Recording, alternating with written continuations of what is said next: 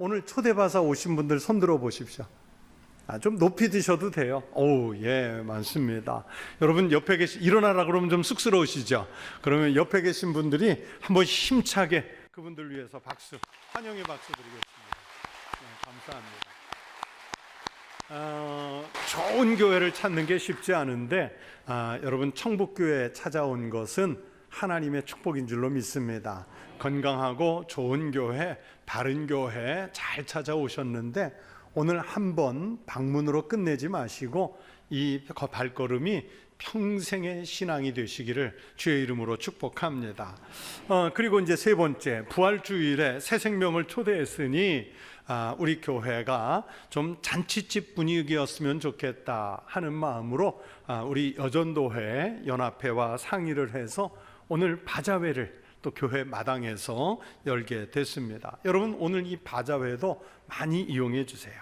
여기서 생기는 모든 이익금을 탈북 청소년들의 대안학교인 여명학교라는 이 학교를 돕는 일에 사용합니다. 정부가 탈북 청소년들을 교육하기 위해서 인가해준 유일한 대학학교, 유일한 그 교육기관이 바로 그 여명학교입니다. 여러분 안타깝지만 우리나라 대한민국에 아직도 북한의 인권에 대해서는 참 무심한, 무관심한, 관심이 없는 이런 정치 지도자들이 많습니다. 유엔에서 북한 인권 향상을 촉구하는 결의안을 포결하라고 하면 여러분 다른 나라는 포기해도 괜찮아요. 그 결의안에 기권해도 괜찮고 심지어 반대할 수도 있어요. 그러나 다른 나라가 아닌 우리 대한민국은 반드시 찬성표를 던져야 하지 않습니까? 그런데 참 안타깝게 우리나라가 오히려 기권표를 던질 때가 있고 오히려 또 반대표를 던질 때도 있었어요. 2016년에 법으로 북한 인권재단이라는 것을 만들어서 여기에 여당과 야당이 이사를 추천해서 북한 인권재단을 통해 북한 인권 문제를 다루려고 했는데 북한의 인권 그 눈치를 보면서 이사를 추천하지 않는 당이 있어서 지금까지도 그 이사를 임명하지 못했고 그래서 이 북한 인권재단이 법에는 있는데 만들어지질 못하고 있어요. 이 법이 제정된 지가 내년이면 10년째가 되는데 이 북한의 눈치를 보고 있는 정치인들이 분명히 있고요. 그 사람들이 누구인지 우리 국민들은 다 알고 있어요. 그런 연장선상에서 보니까 탈북자들을 냉대하고 북한에서 목숨을 걸고 탈출한 이 청소년들이요 제대로 된 학교에서 수업을 받을 권리를 찾지 못하고 있습니다. 이 여명학교가 학교를 지으려고 하면 우리 지역에 오면 안 된다. 장애인 학교도 마찬가지인데 장애인 학교, 탈북자 학교가 우리 동네에 오면 안 된다. 그러면서 막 반대를 해요. 한국 교회가요. 여러분 이 정부가 세워준 학교도 아니고요. 또 어떤 기업이 세워준 학교도 아니고요.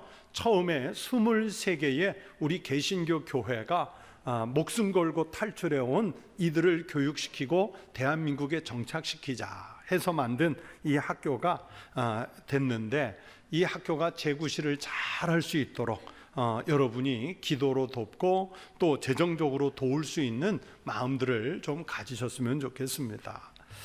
이렇게 오늘 부활주일 또 새생명 초청하는 날 또 바자회 다양한 행사들로 인해 복잡한 주일이지만 그러나 우리 주님의 부활하신 은혜가 우리 성도들과 함께 하시기를 축복합니다. 그리고 오늘 새로 교회를 찾아 나오신 분들을 우리 주님의 이름으로 환영합니다. 그리고 저 북녘 땅에도 예수님의 부활하신 소식이 전해지는 그 역사가 일어나기를 기도합니다.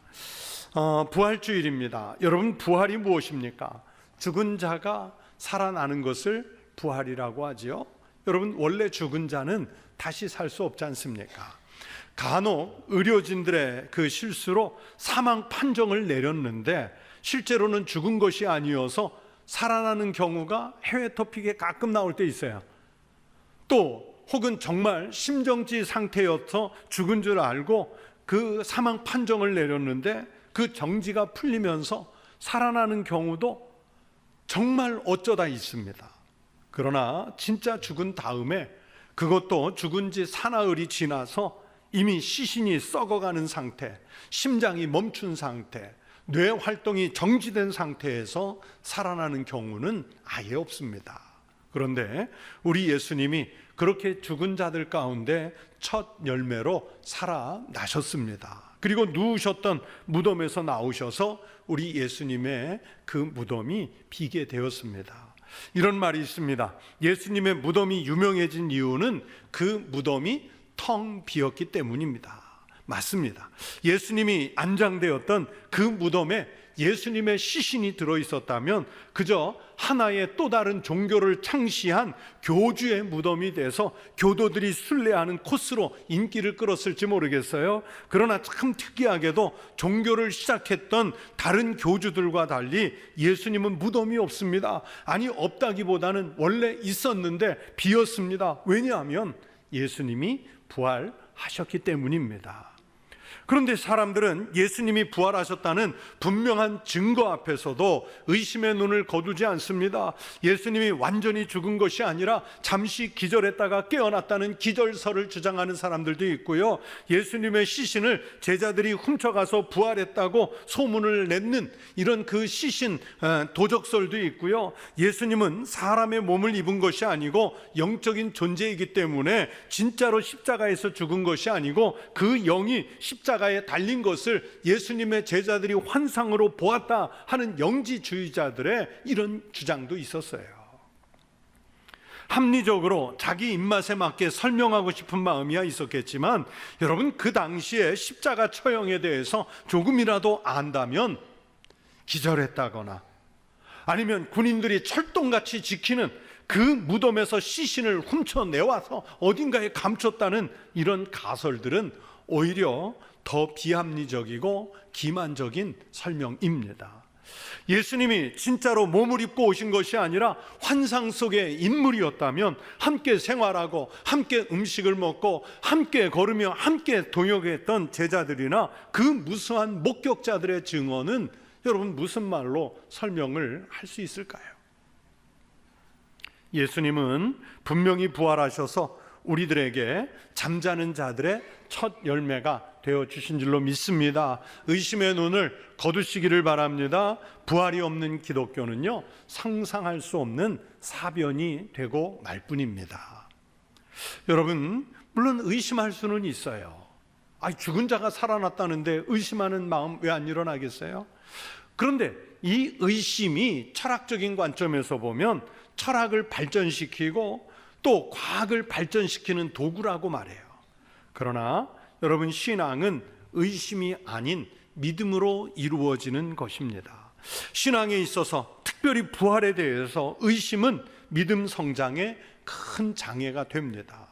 예수님의 부활이 현실이 되었음에도 불구하고 예수님의 제자들 중에도 부활의 소식을 믿지 못해서 의심했던 제자가 있었습니다. 바로 오늘 성경에 등장하는 도마, 디두모라고도 불리는 도마라고 그랬어요. 여러분, 오늘 이 본문 말씀을 통해서 도마의 입장에서 또는 부활을 의심하는 사람들의 입장에서 이 부분을 말씀드리려고 합니다. 주님이 십자가에 달리신 그 공포의 밤이 지났을 때 12제자 중에 한 사람이었던 도마는 어디에 있었을까요? 어디로 갔을까요? 어디에 갔는지는 그렇게 중요하지는 않습니다. 많은 신학자들과 목회자들은 아마 숨었을 것이라 그렇게 보고 있어요. 여러분, 성경을 읽을 때 도마의 성격을 어떻게 보셨습니까? 그는 아마도 조금은 소심하기도 하고 또 세밀하기도 한 그런 성격의 인물 같아 보입니다. 이런 인물은 낙심이 절망으로 변해서 자기의 마음을 걸어 잠그고 누구를 만나기를 거절하고 숨어 버렸을 것이라 그렇게 생각해 봐요. 자기가 그렇게 믿고 따르던 스승이 하나님의 아들이라, 메시아라, 그리스도라 이렇게 알고 따랐는데 그분이 그렇게 무기력하게, 그렇게 무능력하게, 그렇게 비참하게 십자가에서 죽으셨기 때문에 여러분, 누구와 그 부분에 대해서 이야기를 나눌 수 있었겠습니까? 또 예수님과 대화를 나누는 도마의 모습을 보면요, 솔직한 성격이어서 의문이 있는데도 없는 것처럼 감추는 성격은 아니었습니다. 기어이 질문을 하고 답을 들어서 확인을 해야 직성이 풀리는 그런 성격도 가지고 있었어요. 주님께서 내가 가는 곳에 그 길을 너희가 알리라 이렇게 말씀하셨을 때 다른 제자들은요, 그게 무슨 뜻인 줄도 몰랐고, 아니 확인할 이 생각조차도 안 하고 있었습니다. 그러나 도마는 그 의미를 예수님께 물어요. 주여 어디로 가시는지 우리가 알지 못하거늘 그 길을 어찌 알겠습니까?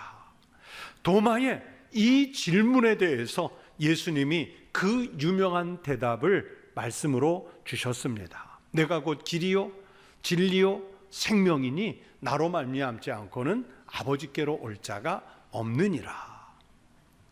또 한편으로는 주님을 사랑하는 용기도 대단했던 것 같습니다. 요한복음 11장에 보시면 예수님께서 사랑하는 나사로가 병들었다는 소식을 듣고 예수님이 베다니로 가자고 하죠. 여러분, 베다니는 예루살렘 근처에 있는데 지금 예루살렘이든 베다니든 그곳에는요, 예수님을 음모를 씌워서 죽이려고 하는 종교 지도자들의 세력들이 있었습니다. 그렇기 때문에 예루살렘으로 올라가는 것은 매우 위험한 일이었어요. 그런데도 예수님께서 그 길로 가자고 하시니까 도마의 생각으로는 그 길이 위험하다고 여겼지만 우리가 같이 가야 한다는 것을 알고 있었기 때문에 우리도 주와 함께 죽으러 가자, 그렇게 말해요. 우리도 주와 함께 죽으러 가자. 다른 사람들은요, 그 길이 생명의 위험이 되는 길인지 감도 없었고 반응도 없었습니다만 도마만 그런 느낌이 들었고, 주님을 사랑하기 때문에 주님이 어쩌면 죽을지도 모르는 그 길에 나도 가자, 우리도 같이 죽으러 가자, 그렇게 이야기를 한 거예요. 도마는 숨어있는 동안 아마도 주님께서 생전에 해주신 말씀들이 생생한 기억으로 다가왔을 것입니다. 소심하기 때문에 한편으로는 견딜 수 없어서 다른 제자들은 어디에 숨었을까? 다른 제자들은 요즘 어떻게 지내고 있을까? 다른 제자들이 있는 곳으로 다시 찾아갔습니다. 거기서 놀라운 소식을 듣지요. 오늘 성경에 나오는 말씀이에요. 제자들이 하나같이 하는 말이 예수님이 다시 살아나셔서 자기들 앞에 오셨다는 것을 말합니다. 도마는 단호하게 잘라서 동료들에게 말하지요. 나는 못 믿겠다. 내가 믿지 못하는 것을 믿는다고 말하는 것을 본 적이 있는가? 내 눈으로 확인하기 전에는 믿지 못하겠네. 도대체 어떻게 그렇게 처참하게 죽은 분이 그 몸으로 다시 살아날 수 있는가? 여러분, 도마의 이 말은 틀리지 않습니다.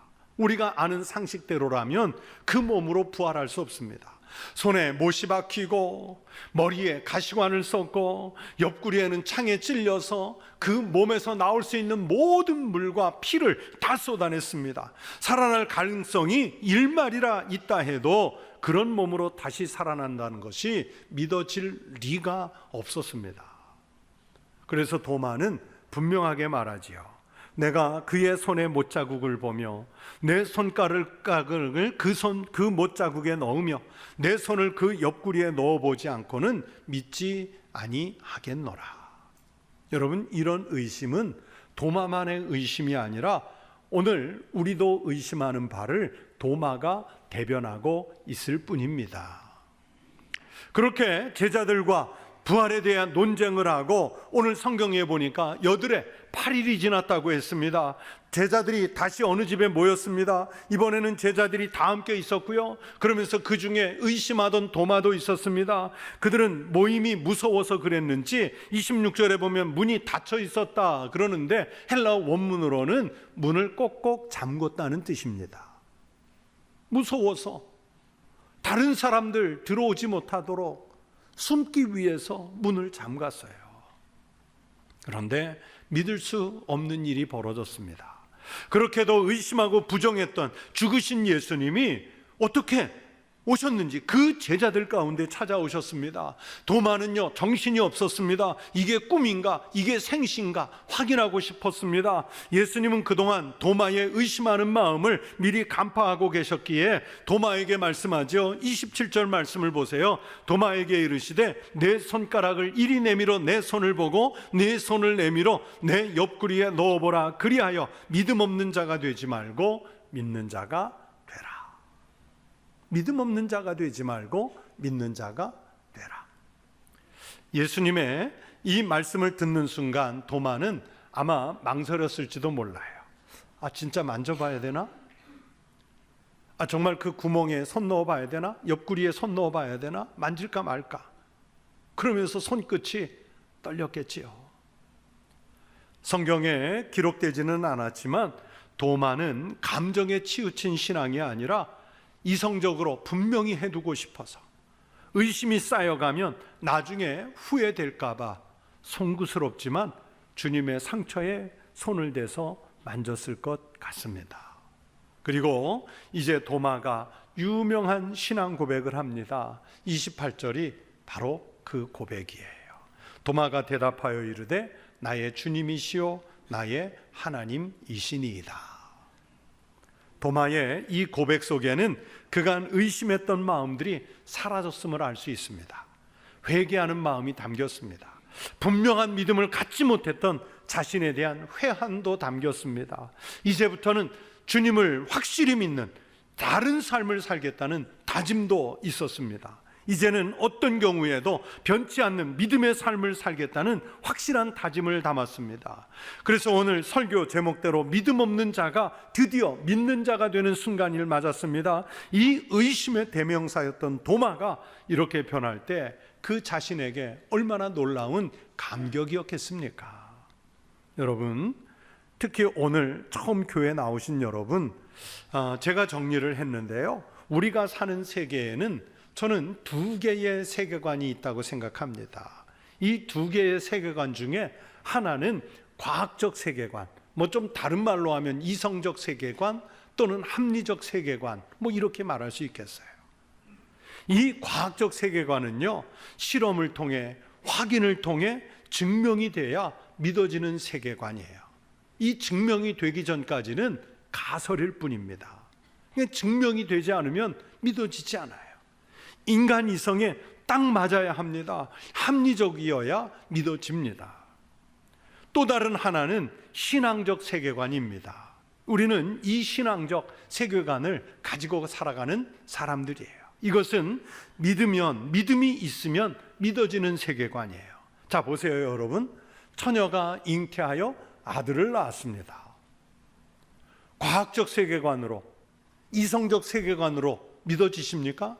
절대 믿어지지 않아요. 그러나 신앙적 세계관으로는 믿음으로 믿어집니다. 30대의 건장한 남자 청년이 폭풍우가 일어나는 그 바닷물 위를 걸어간다. 여러분, 과학적, 이성적, 합리적 세계관으로는 믿어지지 않아요. 그러나 신앙적 세계관으로 믿음이 있으면 믿어집니다. 하나님이 말씀만 가지고 천지를 창조하시고 우주 만물을 창조하셨다. 여러분, 기껏 이성적, 합리적, 과학적 세계관으로는 옹색한 진화론이라는 것으로 설명해 보려고 하지만 그게 다 설명이 됩니까? 그러나 믿음이 있으면 태초에 하나님이 천지를 창조하시니라, 뭘로? 말씀으로 창조하시니라, 이게 믿어지고 받아들여지는 거예요. 그런 것처럼 여러분, 죽은 사람이 다시 살아났다? 이성적 세계관으로는 믿어지지 않지만 신앙을 가지고 믿음의 눈으로 보면 자연스럽게 믿어집니다. 하나님이라는 크고 전능하신 분을 여러분, 우리의 인간의 작은 이성 속에 넣을 수 없어요. 그래서 초대교회 지도자이셨던 터툴리안이라는 분은 나는 불합리하기 때문에 믿는다 그랬습니다. 또 위대한 성인 성 어거스틴은 예수님을 믿고 나서 신앙 고백을 한 후에 고백록에서 이렇게 썼습니다. 나는 알므로, 여기서 알면 지식이죠. 알므로 하나님을 믿으려 하였으나 믿음으로 하나님을 알게 되었다. 어거스틴의 고백대로 지식으로, 이성으로, 철학적 사고로 예수님을 알아가면서 믿는 것은 정말 힘든 일입니다.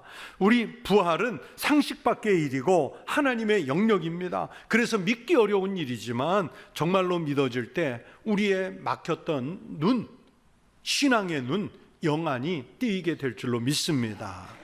이 터툴리안의 말대로 인간의 이성으로 볼 때는 이해가 되지 않는 불합리성이 오히려 하나님의 능력입니다. 하나님의 능력, 하나님의 크기가 인간의 합리적 속으로 이해되는 그 정도밖에 안 된다면 여러분, 하나님을 우리가 어떻게 전능하신 분이라고 말할 수 있겠어요? 하나님이 어느 곳에서나 계신 분이라고 어떻게 말하겠어요? 우리의 이성과 우리의 합리성을 뛰어넘기 때문에 우리로서는 믿을 수 없는 영역에 계시는 분이기 때문에 내 이성으로 봐서는 불합리하지만 그래야 하나님이 하나님 되실 수 있습니다.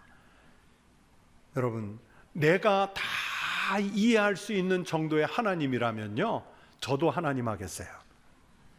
여러분도 하나님 하실 수 있어요. 좀 공부 많이 해서 과학자 뭐 이런 분들, 철학자 이런 분들, 그분들이 하나님 하시면 돼요. 그런데 우리 하나님이 인간의 이성 속에 다 들어올 수 있나요?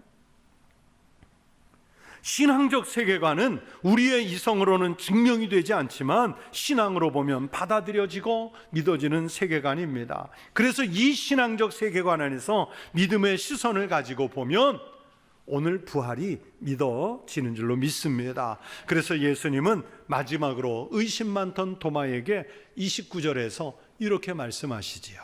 예수께서 이르시되 너는 나를 본고로 믿느냐? 그럼 어떻게? 보지 못하고 믿는 자들은 어떻게 된다고요? 복되도다. 보지 못하고 믿는 자들은 복되도다 하시니라. 사랑하는 성도 여러분, 여러분은 부활에 대해서 분명하게 믿어지십니까? 의심하는 마음 추워도 없으신가요? 나도 예수님을 만나봐야겠다, 손을 좀 넣어봐야겠다, 못자국을 만져보아야 믿겠다, 이런 마음 가지고 계십니까? 얼마든지 생각할 수 있는 믿음이에요, 마음이에요.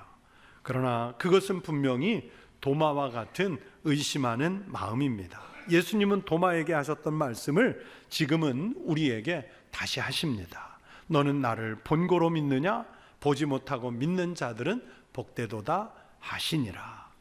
비록 내가 손으로 만져보고 옆구리에 손을 넣어 확인한 것은 아니지만 부활을 심중에 확실하게 믿는 성도 되시기를 축원합니다.